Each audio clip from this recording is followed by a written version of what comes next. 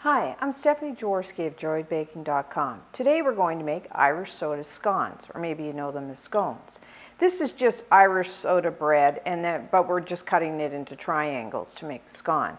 So you need a hot oven that's 425 degrees Fahrenheit, 220 degrees Celsius, and then either line a large baking sheet with a piece of parchment paper, or you could lightly butter or spray it with a non-stick vegetable spray. And then in a large bowl, we will need 3 cups, that's 390 grams of flour. Now you can use white all-purpose flour, you can use whole wheat flour, or what I'm going to do is use a combination of the two, half all-purpose and half whole wheat. And to that, I'm going to add 1 tablespoon, that's about 15 grams of sugar. I like to sweeten it up just a little. If you don't want to, you can just leave that out. And I'm also going to add 1 teaspoon of baking soda because, given their name Irish soda scones, they get their rise not from yeast but from the baking soda. And I'm also adding 1 teaspoon of salt. I like to use the kosher salt. And then I'm just going to mix all this together. I like to use a wire whisk. You can use your hand or a spoon. And then I'm just going to use my hand. Just make a well in the center. And then to that we're going to add 1.5 cups, that's 360 milliliters of buttermilk that's at room temperature. And pour the buttermilk into the center. Now don't pour all of it because you never know if it will need it all, so I'm going to do most of it. And then you can either use your hand or a wooden spoon. Just gently start stirring that together.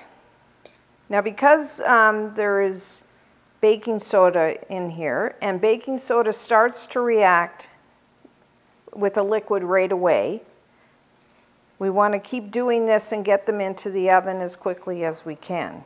You can't let it sit on the counter for a half hour before baking them. Now the buttermilk is a nice, rich, tangy flavor to it. I'm going to have to add a little more. And it really gives a nice tender crumb to these scones. Okay. You want a nice, soft, moist dough. That's about right. If you need to add a little more buttermilk, then you can do that.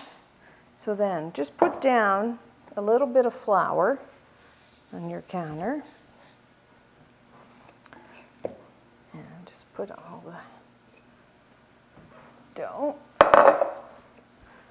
And then we just want to gently knead it together. You don't need very much. Just make sure your counter has a dusting of flour because you don't want it to stick. Like I said, the only difference between this and just an Irish soda bread is we're going to cut it into triangles. And that way it bakes a lot faster, so about 20 minutes. So you can have it. So just form it into about a 7-inch, that's about 18 centimeter round. And then I'm just going to you can use a knife, or I'm going to use one of these bench scrapers. I'm just going to cut this in half and then into thirds. Make about 6. If you wanted smaller ones, you could cut this into quarters, so you would have 8. And then I'm just going to put this, space them around your baking sheet. And see, you can have a batch of these in no time. These are really nice with soups or stews, or they're very nice just cut in half with butter and jam. And then what I'm going to do is get a little more buttermilk here, and I'm just going to lightly brush the tops.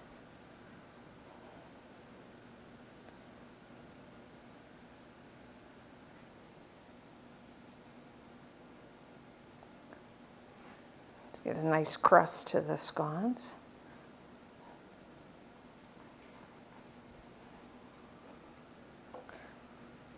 And then I'm just going to add like a little flour just to gives it a little interest.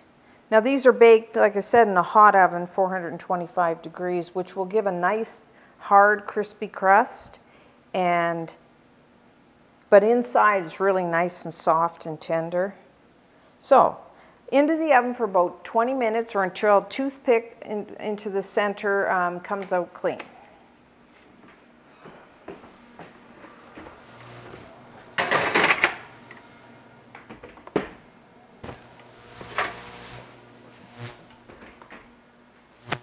So our Irish soda scones are now done.